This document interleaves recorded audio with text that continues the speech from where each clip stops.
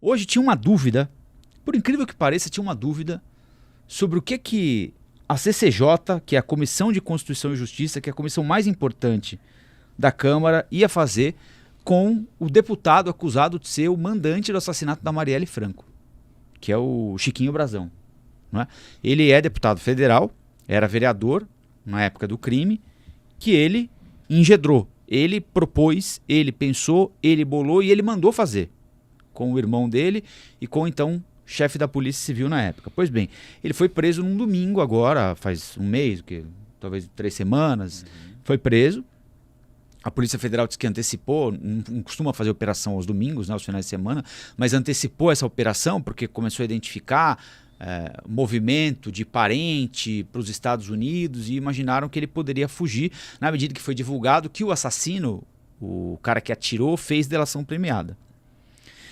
E um parlamentar ele só pode ser preso se for em flagrante, não é isso? Então, se você é parlamentar, você só pode ser preso se te pegarem com a mão na massa, você atirando em alguém, tá preso. Se você não estiver atirando, se você tiver atirado há 24 horas, você não pode ser preso, né? Porque você é parlamentar, é um ser humano especial, né? Então hoje, o Conselho de Ética foi discutir se mantinha ou não a prisão do Chiquinho Brazão. Porque na avaliação de alguns deputados ele não foi preso em flagrante. O que o Supremo argumentou? De novo o Alexandre de Moraes, né? E aí, a gente tem de explicar, foi feito um sorteio. Impressionante, né? No sorteio que podia... O Flávio Dino já estava lá, né? Já. O Flávio Dino já estava no... Acredito que sim. Não tenho certeza, mas enfim. Então vamos excluir o Flávio Dino. Vamos imaginar que a bolinha podia cair em 10 nomes. Caiu com Alexandre de Moraes a relatoria no Supremo do assassinato da Marielle Franco, né? E ele determinou a prisão do Chiquinho Brazão. Falou, não, prendam. Mas é em flagrante? Aí o que a Câmara diz é o seguinte, não foi flagrante. Então ele está descumprindo, por mais que o cara possa ser culpado, tenha indício, ele não foi condenado ainda, né? Ele não foi preso em flagrante. Então o Supremo está descumprindo a Constituição. O Alexandre de Moraes, para sustentar a prisão, disse que o flagrante é continuado. Por quê? Porque ao longo de 6 anos houve uma série de medidas adotadas pelos criminosos para impedir o esclarecimento do crime. 5 pessoas ligadas ao crime morreram, inclusive o cara que desmanchou o carro utilizado no assassinato da Marielle Franco, trocaram o delegado que tocava o inquérito, ou seja, ao longo desses 6 anos, eles em tese foram continuando a cometer crime, que é impedir o esclarecimento do crime original, que é o assassinato da Marielle Franco e do Anderson Gomes. E, por incrível que pareça, a CCJ o manteve preso, mas o placar... Aí você imagina o seguinte, bom, os deputados vão se reunir para decidir se eles mantêm ou não a prisão de um colega deles acusado de um dos assassinatos mais rumorosos dos últimos anos, né, de repercussão internacional. Deu 39-25. Não foi uma vantagem tão larga, não. Então vamos ver quem é que votou para liberar o Brazão. Felipe Saliba, do PRD de Minas, Pedro Ayara, do PRD de Minas, Maurício Moron, do Podemos do Rio Grande do Sul, Roberto Duarte, do Republicanos do Acre, Lafayette Andradas, do Republicanos de Minas, Marcelo Crivella. Olha Marcelo ele aí. Crivella. O Marcelo Crivella era o prefeito do Rio na época do crime? O crime foi em 2018 ou 16. Eles vão me ajudar aqui. O Nicolete, do União de Roraima. A Dani Cunha, que vem ser a filha do Eduardo Cunha, também do Rio de Janeiro. Rafael Simões, delegado Marcelo, os dois de Minas Gerais. Danilo Forte, do Ceará. Bia Kisses, do PL. Capitão Alberto Neto, do PL. Carlos Jordi, do PL do Rio. Cristonieto, do PL. Éder Mauro, delegado do PL, Dr. Jaziel, do PL, Júlia Zanata, do PL, Marcos Polon, do PL, o pastor... Era o Crivella, o prefeito? Crivella. Então vejam só, o prefeito do Rio, na época do crime, votou pela liberação do político do Rio, colega dele, acusado de mandar matar a Marielle. Pastor Marco Feliciano, que esteve aqui com a gente.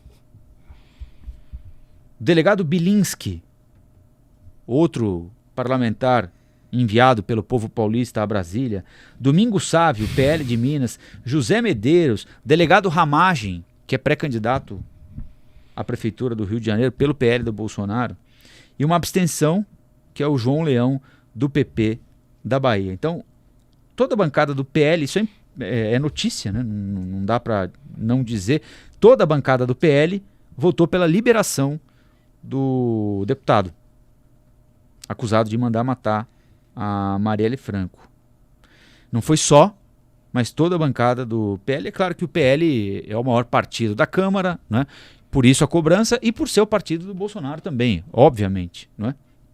O governo orientou pela votação para manutenção da prisão. E agora o assunto está sendo discutido no plenário da Câmara. Estão votando no plenário da Câmara. Não é curioso, Aldrin, que... Porque eles estão... Hoje, durante o dia, eu fiquei ouvindo o seguinte, o Congresso quer dar um recado para Alexandre de Moraes. Para dizer o seguinte, olha, quem prende parlamentar é a Câmara. Não é você, Alexandre de Moraes. Não houve flagrante. Você está descumprindo a Constituição. Então, essa ameaça não se concretizou na CCJ, não sei se vai se concretizar no plenário ou não, né? Mas você vai colocar um suposto, eu digo suposto que não está aprovado ainda, mas o suposto mandante de um assassinato, ou de 2 assassinatos rumorosos, para mandar recado para o Alexandre de Moraes? Pois Tem outro jeito de mandar um recado para o Alexandre de Moraes? Sei lá, manda uma peruca de brinquedo para ele. O assassinato da Marielle fica em segundo plano, né? Não, é um assassinato, não é que o cara bateu carteira, ele assassinou ou mandou assassinar 2 pessoas, uma vereadora e o motorista dela, quer dizer... E sobre a acusação, se ainda não se pode afirmar categoricamente que ele é o mandante, as provas de que ele e o irmão, os Brazão, atrapalharam as investigações ao longo desses últimos 6 anos, elas existem, são fartas, estão lá no processo. Quem leu apresentou isso. Então, o trabalho que a Polícia Federal fez ao longo desses anos todos foi prejudicado. Houve obstrução de justiça, sim, e por isso ele está preso. Agora, é importante dizer, né? 25 deputados votarem pela soltura desse cidadão, com todas essas evidências, com todas essas informações que a gente tem hoje, com toda o peso desse caso, né? É importante a gente lembrar que, além do PL, estavam ali os deputados do União Brasil, estavam ali deputados do republicanos também. Então, você lembrou bem de falar com o eleitor, nós temos aí eleições à frente, esse ano é um ano de eleições importantes, eleições municipais, vamos pensar nesses partidos aí, né? Quem são os candidatos do União Brasil, do PL, republicanos, querendo soltar o cara que mandou matar a Marielle Franco. Acho importante a gente não esquecer disso, não esquecer desses nomes que o Rafael citou aqui. E aí, professor? É curioso, né, que a coisa tenha chegado a esse nível, né? Que ameacem soltar um suspeito de assassinato para mandar recado para Alexandre de Moraes, né?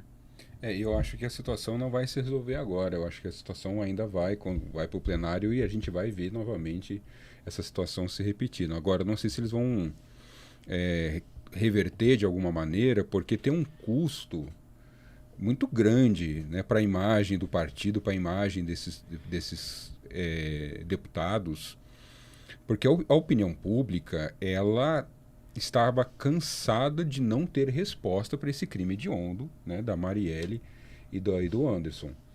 Então, finalmente, né, depois de tanto tempo, a gente não só está descobrindo quem matou, mas quem mandou matar e por que mandou matar, né? Então agora fica claro as motivações desse crime hediondo. Um crime que também devo registrar aqui, ele mandou um recado na época, a gente tem que lembrar, né, que foi justamente o ano 2018, que foi o momento das eleições, né, das eleições presidenciais aqui no Brasil, quando o Bolsonaro foi eleito. É um crime que ele caiu como uma bomba, né, para jornalistas, para lideranças, movimentos de periferia, lideranças negras, mulheres na política, né? porque assim, foi tão... Foi orquestrado, foi uma forma de silenciar muitas pessoas. E muitas pessoas ficaram com medo depois da política, né? E o Rio de Janeiro, principalmente, né? No Rio de Janeiro. Então, assim, é um crime com muitas camadas. E não à toa ele ganhou uma projeção não só nacional, mas internacional. Eu trabalhava fora do Brasil naquele momento, eu trabalhava junto com a ONU naquele momento, e próximo à minha sala tinha uma assessora de execuções, né, sumárias na ONU, uma francesa, e ela veio me procurar. Ela falou assim, mas o que está acontecendo no Brasil? Porque o Brasil, infelizmente, ele é campeão em assassinato de jornalistas e defensores de direitos humanos. No mundo, a gente é campeão, né, a gente não deveria querer ser. Ela falou assim, mas o que está acontecendo? Tal? E isso chegou na ONU, rodou o mundo inteiro, né? Assim, é uma coisa bizarra. Então, assim, não tem como uma pessoa defender o crime ou o criminoso. Não tem como.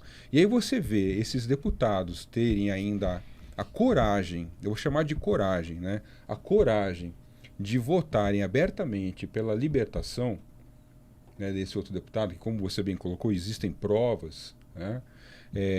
Caso contrário, demorou tempo justamente porque precisava ter provas robustas, porque não é qualquer pessoa, é um parlamentar, então eles precisaram juntar... E o chefe da Polícia Civil na época, o né? chefe da Polícia, da Delegacia São de dois Investigação. parlamentares, um deles era secretário do prefeito até janeiro agora, e o chefe da Polícia Civil na época, né? Não é qualquer investigação, né? Um absurdo.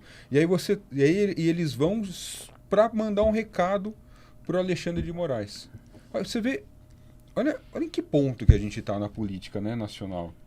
Eles fazem esse circo na votação de um deputado que está claramente implicado num crime hediondo, como uma forma de mandar um recado para Alexandre de Moraes, algo como assim, nós temos força, né? Não foram bem sucedidos, né? Vai para a plenária agora.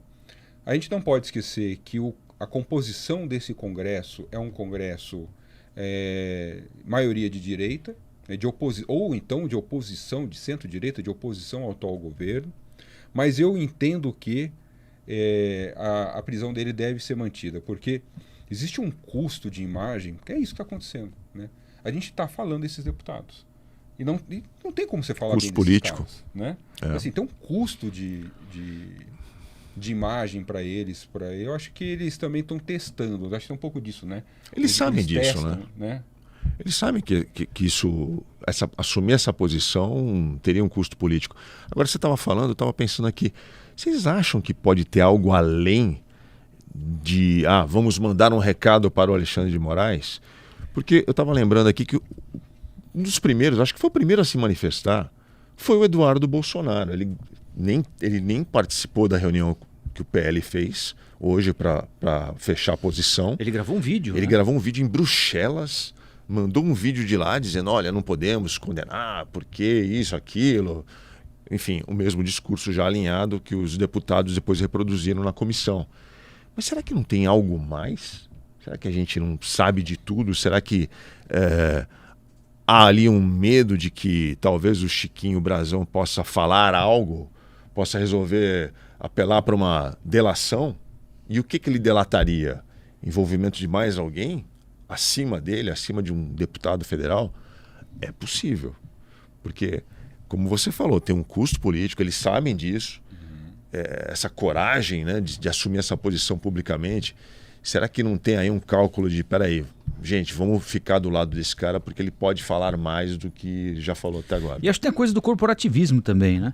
Assim, então também. O Supremo ampliou a compreensão do flagrante nesse caso aqui. Quem garante que não vai ampliar a compreensão do flagrante se amanhã eu for acusado disso, ou daquilo, né?